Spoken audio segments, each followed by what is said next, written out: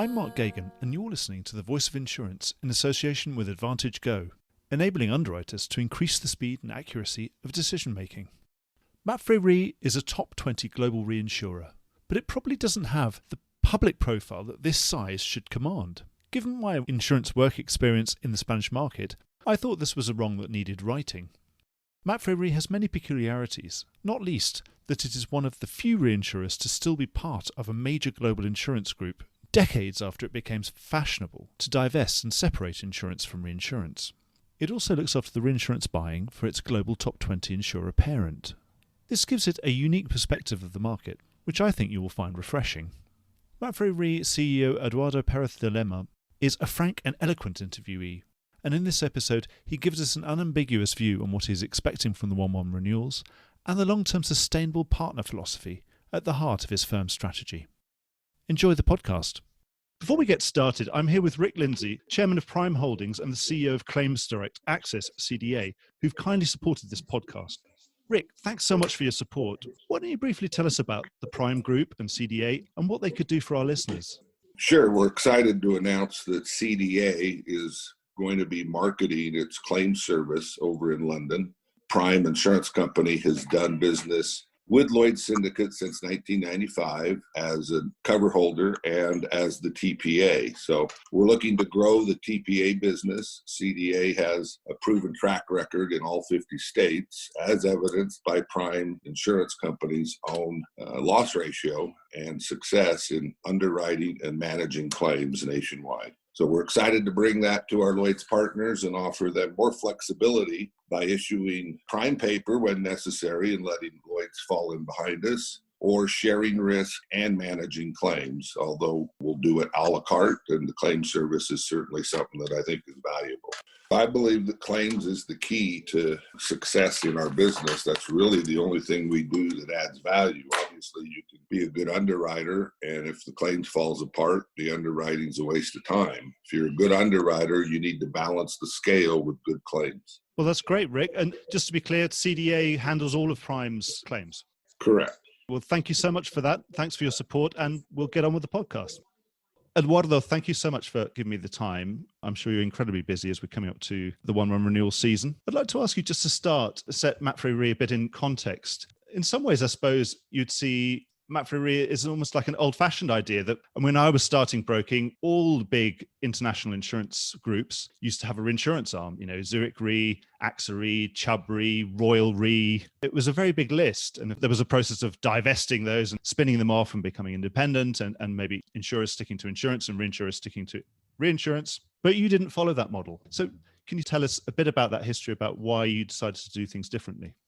Well, thank you, Mark, and pleasure to be with you and having the opportunity to discuss a little bit about what we do and what we are. Well, actually, that is a question, and we have been pretty unique for some time. It was very common, as you said, in the late 90s and before our time, I guess, but it changed a lot at that time. And actually, it was a debate in Mapfre at that time, because it was true that all insurance groups were divesting from reinsurance for different reasons. Some of them for good reasons. Of course, this is a volatile industry. This is a not so easy business, and it's not easy to understand within insurance groups that tend to be less volatile than we are. But in our case, we took a different decision. I would assume mainly because we genuinely think and thought at the time that Mapfre Re could add a lot of value to the group, and that's what it is.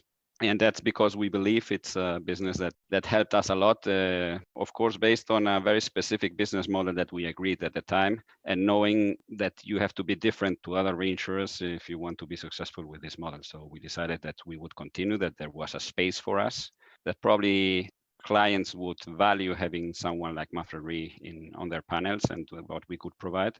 And then trying to avoid certain things that happen to others. And in our case was that to find a business model that is acceptable for an insurance group, which in our case implied to have volatility, but that being relatively limited, that we could add diversification to the group and not adding additional group to what the group already had in the balance sheet. Of course, that implies that we let some business go that is profitable or can potentially be profitable, but that doesn't fit into the appetite of the group. And it gave us the opportunity to have a group of specialist people dealing with the reinsurance of the group, adding the possibility of increasing the retention of profitable group business in the group, diversifying it with non-group business. So at the end of the time, we found a business model that made a lot of sense for Mapfre, and it has been successful over time. And we are seeing now that other groups are going back to include reinsurance into their insurance portfolios. And I think for us, it went well, and it was good for the company and for the market. So it's part of that wider trend that those same international groups to centralize the reinsurance buying globally through an entity. And that is part of the role that you play as Mapfre Re. We play that role. That came later, not at the time when we decided to maintain the reinsurance operation. It has been always the case in Spain, but for the international group, it came later.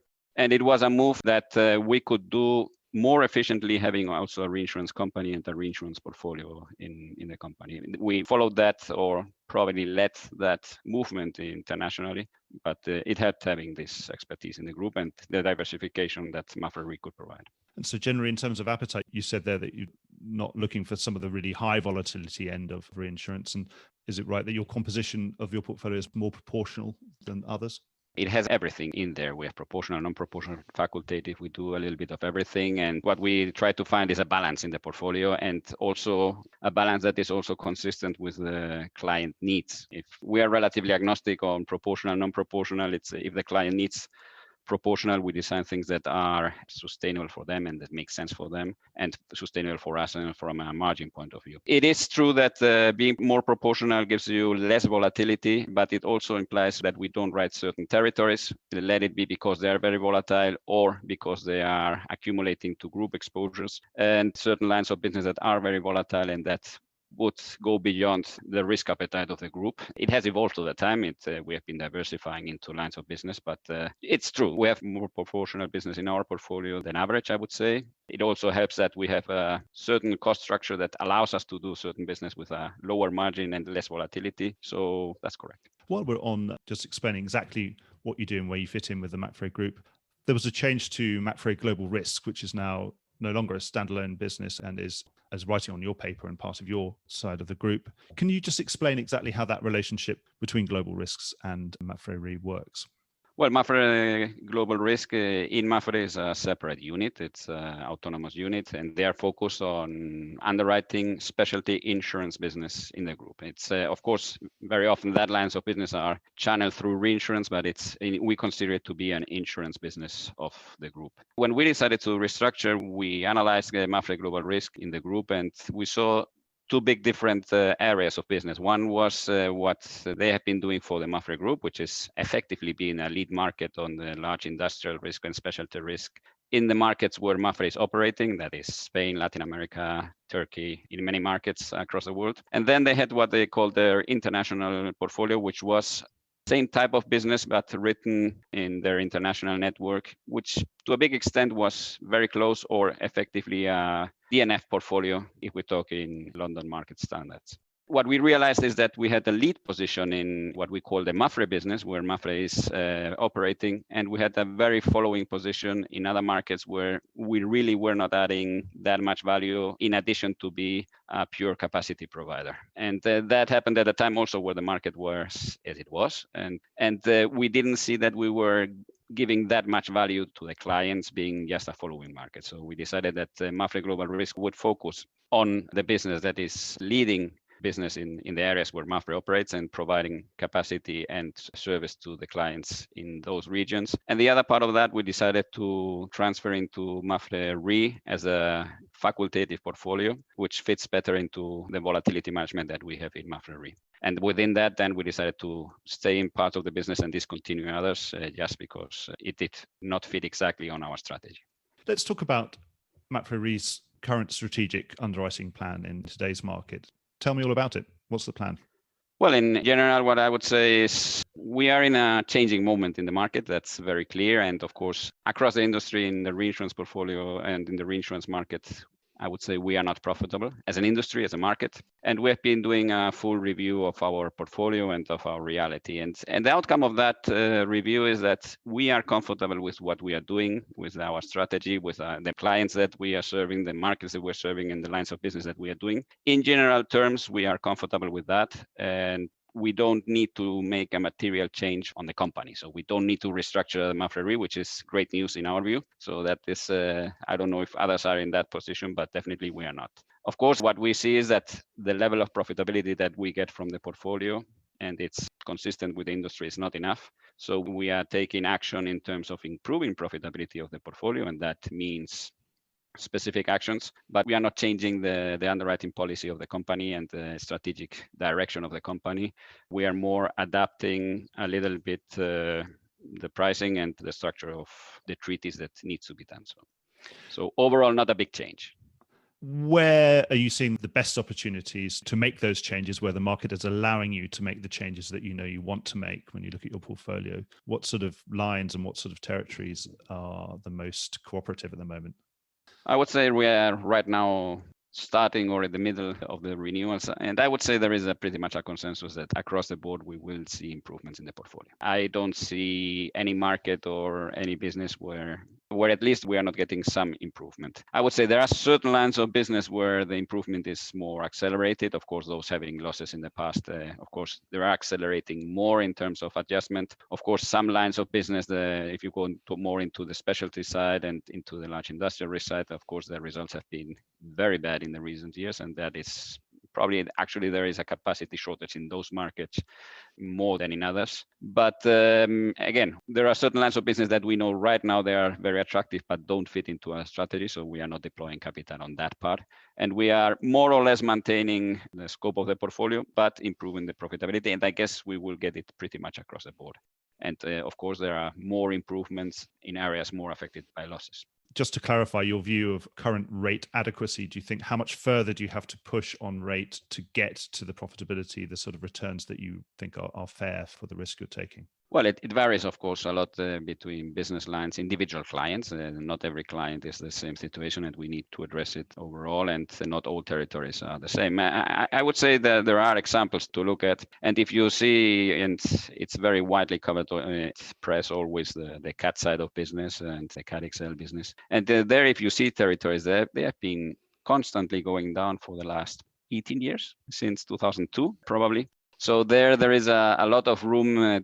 If we wanted to go back to where we were in 2002, 2003, probably we need to double pricing or triple pricing, which is not going to happen. That we know that.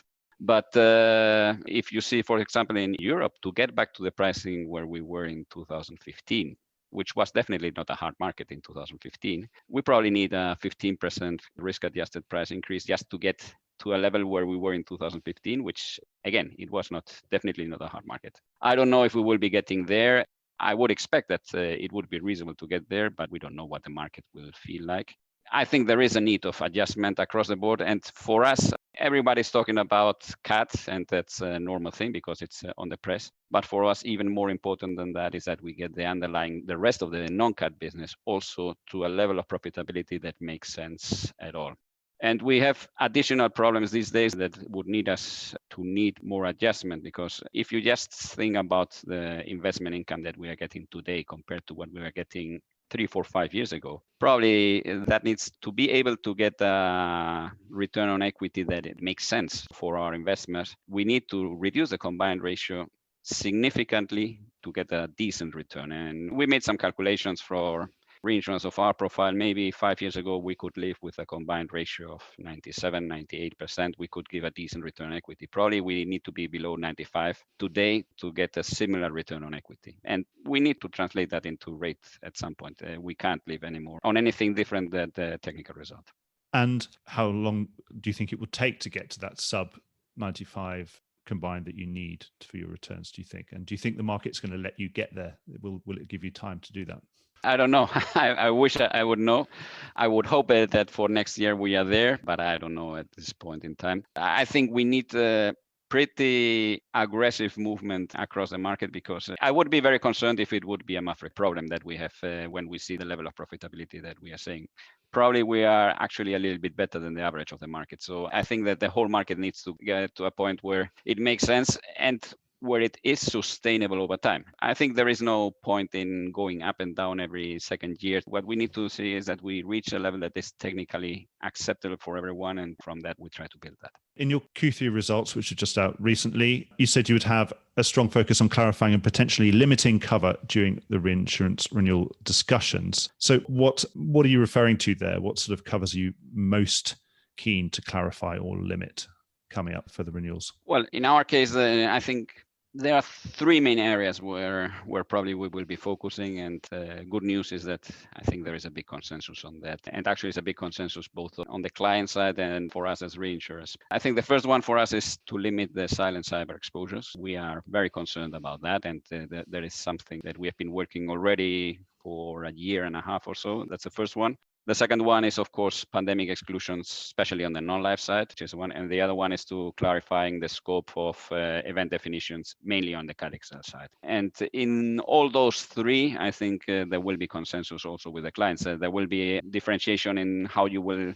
address certain things, but I think we all agree that, especially on the non-life side, the pandemic risk is of a nature that we simply can't cover that reasonably. We can't give a promise to cover something that is of a systemic nature that simply we can cope with that. I think for both parties, reinsurers and buyers, it's extreme importance that it's clear what we are covering and not, and that in the case of event definitions, in some cases, it's so unclear that it's causing problems.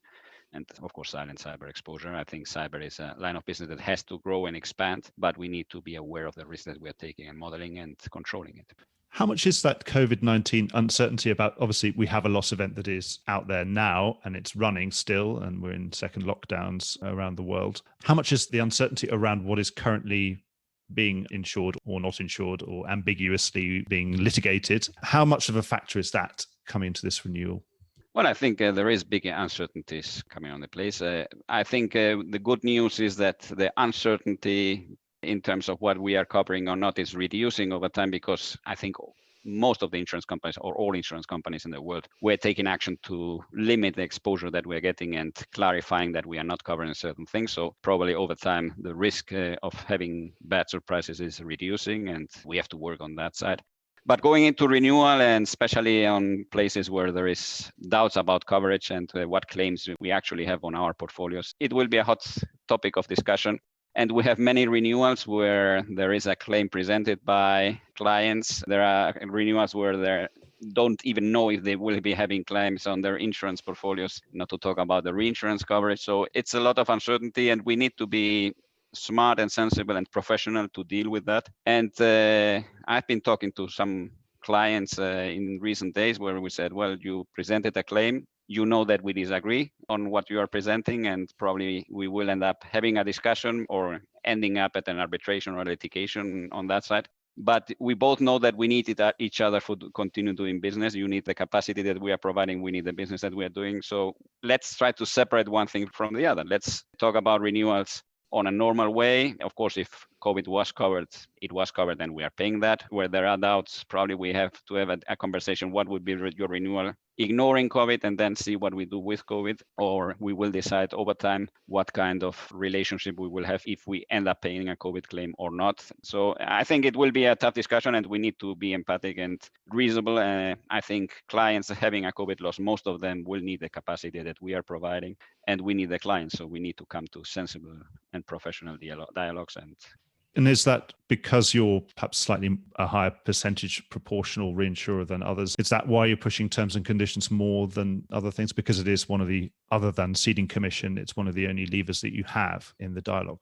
Yeah, well, at the end of the day, we need, there are things in terms of conditions that are applicable to proportional and non-proportional. We need to have clarity of what we cover, and we need, as an insurance provider, also we do it ourselves as Mapfre as an insurer, to have clarity, and also to clarify to our clients that we are covering what we can cover. And the limitation in terms of silent cyber or in terms of pandemics, it's simply that we need to make sure that the client understands that we are not covering something that we simply economically can't cover. And that's what we want to do. Of course, in terms of proportional covers, you are much closer to the scene, to what the insurance portfolio is doing than on non-proportional, and if you talk about cat, and you need to be very close to the client and what they are doing with the underlying portfolio. And there we want to be helpful and provide solutions as well. Do you think sometimes a proportional reinsurer just has to follow the fortunes of the cedent simply? Or at what point do you think you can agree to disagree? No, of course, you can always agree and disagree, but it's true that as a proportional reinsurer, you follow the fortunes of your client. And I think it's the same also as a non-proportional reinsurer. At the end of the day, you need, we understand reinsurance as a partnership. So of course, it's a capital tool, it's a risk management tool, but it's a partnership and we are sharing business, and actually, at the end of the day, we share the interest. It's not that we have a completely different interest. We are sharing the interest, and then, of course, we follow the fortunes. If business is bad for the insurance company, it's bad for us. And if it's good for both. So at the end of the day, we are the same boat. Eduardo, I suppose, would it be right to presume that in this market, you're using the opportunity of this hardening market to improve the profitability of your portfolio rather than prioritizing growth? I think it's compatible thing. It's a compatible thing. I think at the end of the day, of course, priority is now and always has been to have a decent level of profitability. But at the end of the day, as a company, we want to grow. And I think all market players want to grow. In our company, we have always said a company that is not willing and prepared to grow is prepared to disappear. As a company, you always want to grow and you want to become bigger. And it's part of a human nature. Of course, if growing is on the expense of disappearing because you are unprofitable, then we won't grow. But I think what we need to make sure is that we have a sustainable portfolio, a sustainable business, and on that basis to do as much as our financial capacity allows us to do and our clients let us do with them. So that's at the end of the day. So in the long run, we always want to grow, and we don't understand that there is any discrepancy on that. If it's not profitable, we are not in the business, and that's it. And from that point on, we want to grow and develop.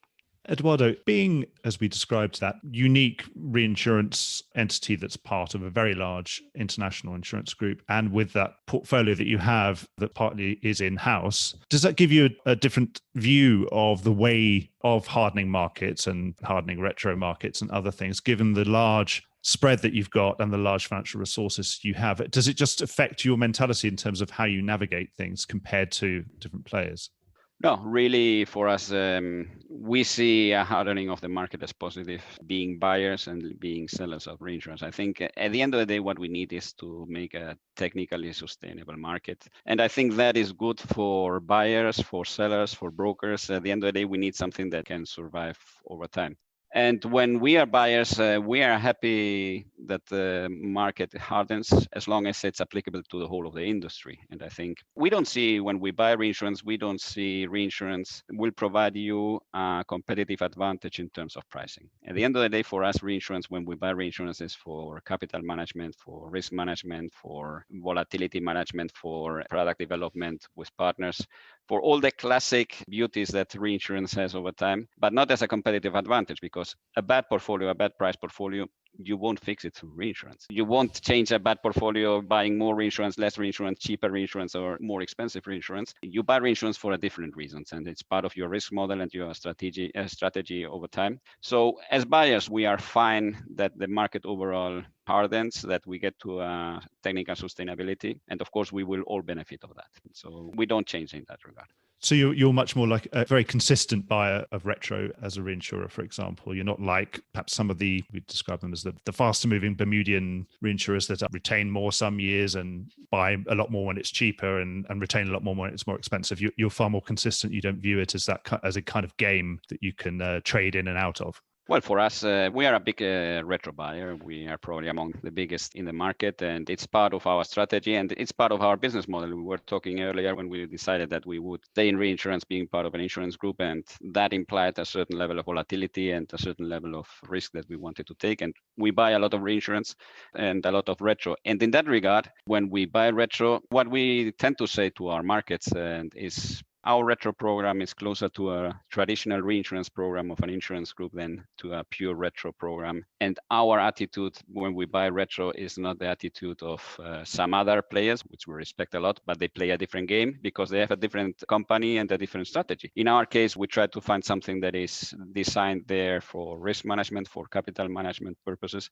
and it's a long-term view. And you won't see us changing and shopping around in the market on our retro program as we don't do on our reinsurance program. you won't see us buying opportunistically products that we consider that they won't be sustainable over time. And we had the opportunity over the last few years where there were certain products that today are not anymore available that looked very nice, but when you analyze that and say, well, we could buy that today and be lucky or not that to recover more and less. But in our long-term strategy, it doesn't make sense for us to buy something that we know will disappear, because when we buy reinsurance, there are two key elements that we take in mind, or among others. But one of it is that those that we place our reinsurance with are able and willing to pay when the moment comes, and it will come. At some point we will trigger recoveries. But even as important as that is that they are there available when after a claim, that they are willing and able to renew the capacity that we are providing to the market. So when we buy opportunistically with opportunistic players on our side, they most probably will be able to pay the claims. We don't have big issues today in terms of solvency. But what for us doesn't work is someone that is coming in and out, and we will be coming in and out the market when we buy retro. One other thing is, of course, if there is a certain point in time due to hardening that certain parts of the program don't make economic sense anymore, we will increase our retention, but it won't be an opportunistic move. It will be just simple economics, and there are certain parts of the program that at some point they really become uneconomical. But that's a different question. It's not that we will be opportunistically doing different. So Eduardo, I suppose going into this renewal as a buyer of retro, you expect less volatility, that you don't expect to be treated as someone who is an opportunistic buyer. You get a better deal, you would expect. I would expect, and I think we have been treated differently because we treated our partners differently over time. So probably we were not the most efficient, I would say, in terms of what we bought in other moments of the cycle, and we will be treated fairly. I think I would expect that there will be some kind of hardening, as across the industry there will be some kind of hardening, but I don't see us being treated as a traditional opportunistic retro buyer, and I think we won't be. We don't have the quotes yet, but we have a long-term experience with all our markets, and we will be treated a little bit different. Obviously, we're in this hardening market, which is an opportunity for different people to raise capital and to enter the game. Do you think some of these capital raisings that we've seen so far been defensive, as in to reinforce balance sheets against losses, or do you think they've been genuinely aggressive to really help growth into a harder market? Well, of course, that's a question more for those that raise the capital, but I would imagine there are both sides. I don't see a lot of capital rising for real growth. I personally think that most of it has been to fix other issues that maybe, but I don't know on specific cases. But what we didn't have in the industry was a lack of capital in the recent years. Probably it was more the opposite in certain parts. So I don't think that there is a need of much more capital for most of the players, and definitely not for players of our profile, to be able to even grow the business. We all think I have reserves. I would imagine, and I don't know the details of it. It's probably, and going back to what we were talking a minute ago, is that some of the capital rising is to replace some opportunistic retro buying that they have been doing over time, and that disappeared altogether. Because at the end of the day, that was a capital substitute that is disappearing, and if they want to maintain their market presence, they probably need more capital. But that's speculation, and probably you need to to talk a little bit to those that are in that situation. Great, I will do. So some of the capital we know, of course, is definitely for growth because it's completely new on clean balance sheets, what we'd call the class of 2020. Where do you think some of those brand new insurers and reinsurers are going to succeed? In what sort of markets? Some of the opportunity seems to be particularly in specialty and in wholesale in the US. And what I would expect is those markets to be very, very niche, because on the broader, at least on the reinsurance market, on the broader one, I think established players, I think we are all there. I don't see anyone at least on the business that we tend to do, I don't see anyone withdrawing significantly from that. So I think it will be more specialty related things. Some will be definitely on the more DNF side and excess of surplus lines part of the US. There is a capacity shortage. Actually, we exited that line ourselves. So there is less capacity in the market for those, and for sure there is an opportunity there, maybe for some retro purchases and some retro markets that will be there. But I think it will be very niche, at least for the time being. Now you've taken over the London market portfolio. I remember as a journalist 5 or 6 years ago, reporting on potential story that Mapfre might have been interested in Lloyd's business and the Lloyd's syndicate. Is that something you would rule out, particularly now that Lloyd's is reforming and changing and modernizing? Is that something that might appeal to you for your London market business? I remember those stories, and they come up regularly because we are in conversations always with Lloyd's and to understand what their strategy is and what they are doing. And we have been doing that forever and will continue to do that. And at a given moment in time, it's true that when Mapfre Global Risk had a different strategy, they were considering as an alternative. It was never really considered, was close to happen, but it was an alternative, and we keep talking to Lloyd's. With the current strategy of Mapfre Global Risk and of Mapfre Re and the group in general, I don't see anything coming soon, because for the approach that Mapfre Global Risk has is leveraging a lot the network of insurance companies and licenses that Mapfre has. And in that regard, one of the big advantages of Lloyd's, we don't need that. As reinsurers, we have a big network of licenses as well, so we don't need that. Of course, in Lloyd's, there are many good things that you can do there, but I don't see that in the current strategy of Mapfre to be in Lloyd's. Right. Okay. And of course, you already have the rating as well, so you don't need that either. Yeah.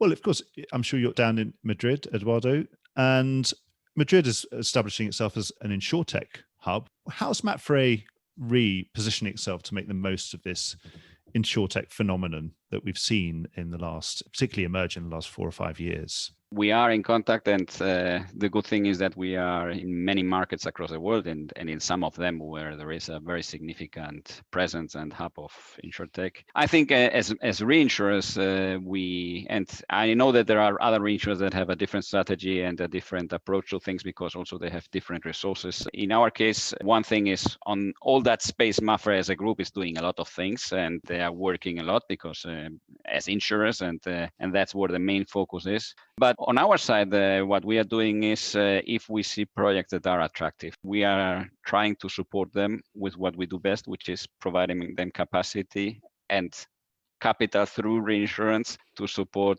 growing business models and demands where we believe they make sense. And actually, we have a certain budget of premium that we are prepared to devote to those kinds of developments, and saying, well, if there is an attractive project where we are prepared to take risk, it's riskier than others, of course, because it's a completely new business, but we are prepared to support through reinsurance, and we are doing a lot of on that side. And that's what the most that we can do as reinsurance. And of course, then that group has its own strategy as insurance group, supporting and developing that kind of things. On the other side, there is one part that on this technological and digital transformation world that we are trying to support a lot, which is not as much on the talking about insurtech or selling with new models, but what we are trying to do is to invest a lot in improving the efficiency of our industry. We have an issue in the reinsurance market, but also as insurers, that we are not using the technology enough to work with each other, I think, and we are supporting that and investing in things where we are improving efficiency, especially in things that are not adding any value to the chain. And that's why we are investing in B3I, we are investing in the Risk-Licon initiative, we are investing in all these kind of things, because if you look at this, most of the time we are exchanging accounts, we are doing the underwriting as we were doing 40 years ago. We are sending a submission and we are sending accounts and we are typing it in the broker, in the clients and as a cedent. We as reinsurers, when we retrocede, again, everything manual. And there is so much room of improvement in increasing efficiency that we are investing a lot on that. And but that's a different topic, indirectly related, but a different topic. So do you think, it's almost that these things are the core is those data standards that we could all be using so that everything appears magically into your system from your cedent and presumably from the broker into that cedent and then from a reinsurance broker into your account to your retrocessionaires as well. Do you think it's really all about core data standards and making sure that perhaps like with Risk-Licon that we can build these standards and actually all adopt them and then reap the efficiency? I think we need to do that. When you think about of course, on the accounting side and balance in exchange, I think there is no value that we have all our accounting standards and accounting systems that don't communicate to each other. When at the end of the day, the reinsurance program that we may buy or sell may be as sophisticated as we want from a structural point of view. But at the end of the day, we're seeing premiums, we're paying claims, we're paying commissions and taxes and so on. So to find a standard to exchange that information should be relatively easy if we want to do that. And it would save save a lot of cost and expense. And the bank has that for decades already. They are exchanging those kind of things, and it works. But even on the underwriting side, we have our underwriting platform, Munich, Swiss, Hanover, all the reinsurance have their underwriting platform. And then we have the brokers that each other have their own platform. At the end of the day, the value is not in that what a broker provides to the client. When we use a broker, we don't use it for them to send the accounts. We use them for many other things that they are providing to us. And if we could have a placement platform and an underwriting platform that can talk to each other, we would save a lot of time and effort, and that would not be in detriment of anyone. So we need to invest a lot of that because efficiency is one of the key things. I have to admit, in Mapfre Re, we are a little bit obsessed with efficiency and cost, but because we think it's one of the key areas where we can be competitive over time. I don't think that we will be able to be better underwriters than the good ones. We try to be as good as the best ones, but if we are able to do as good underwriting as the best ones and doing it a little bit cheaper from an expense point of view, we will be competitive in the market. And that's why it's an obsession, and I think we need to work on that side. Yes, I mean, I remember covering the launch of the Rush Initiative, which was more than 10 years ago, probably. Why do you think it's taking so long? Obviously, as you were saying, the banks have had Swift for, 30 years or probably longer. So what do you think it is about insurance that, particularly when it's such a community business that we all know each other and we all trade with each other, everyone knows and is a counterparty of almost everybody else. What do you think it is about our business that is taking it so long to create this almost centralized platform that we really need? I think it's a matter of attitude at the end of the day. We need to have the right attitude and understand that it may not be the perfect system, whatever we came across, but it will be better than what we have today. And I think we need to have an attitude. And we have the discussion very recently, and they said, well, on the Risk Code and the Accord standard, I say, no, because here this and that reinsurer broker saying, but actually this one that is new is better, and say, well, it may be better, but if we start changing everything every 2 years, we won't end up doing nothing. I remember we started with that when I started in 1993. We were in a group that was talking about this already, and today we don't have anything. So it's I think we need to just decide we want to go with one of it and just advance, because that's the main issue. Do you think that time is finally coming? I think we are making good progress, at least in some markets. We are promoting it, for example, here in Spain, and I think there is a good. We have a number of buyers that are using it, a number of brokers, and I think we are going in a good direction. And I think talking a little bit wider, not only about reinsurance, but talking about our insurance and reinsurance industry, we need to work a lot in improving efficiencies. When you look at our accounts as insurance and reinsurers, and you need from the premium that we receive, how much is dedicated to cover risk and how much is dedicated to ourselves, let it be on the channel, on the distribution, on our internal cost. It doesn't make sense. You have in some parts of the world where the distribution is costing you more than 50% of the premium just because of remunerating the channel. And then we complain at the same time that there is an insurance gap there. Yes, but for people that can't afford their insurance or can't afford things, when they say from the premium that we are paying 50, 60, 70%, is just for distribution and administration, they start thinking, does it make sense or not? And I think there is something as an industry we need to work about. It doesn't make sense. Well, Eduardo, thank you so much for your time. I've really, really enjoyed speaking to you. Good luck in the upcoming renewals and with everything that you're trying to do at Mapfre Re. Thank you. Thank you very much for the opportunity, and yes, hope to repeat soon. Well, I hope you enjoyed today's episode. If you did, don't forget to subscribe or leave a like or a review or recommendation on whatever podcast platform you used to access this program. These really help get the word out. Before we go, just a quick reminder that advertising slots are available here and in other places in the Voice of Insurance podcasts. Podcasting is the fastest growing medium and attracts a high quality audience of key decision makers. It's also an intimate medium where you, the listener, are right in the room with me and the interview subjects. Needless to say, that means it's a great way of getting your message out directly to an audience because you know you've got their full attention. It's also very cost effective. So get in touch with Mark at thevoiceofinsurance.com to find out how you could be speaking directly to the industry. Voice of Insurance is produced by me, Mark Gagan. Music was written by Anna Gagan and produced by Carlos Gagan. Check out more podcasts and written comment pieces at www.thevoiceofinsurance.com.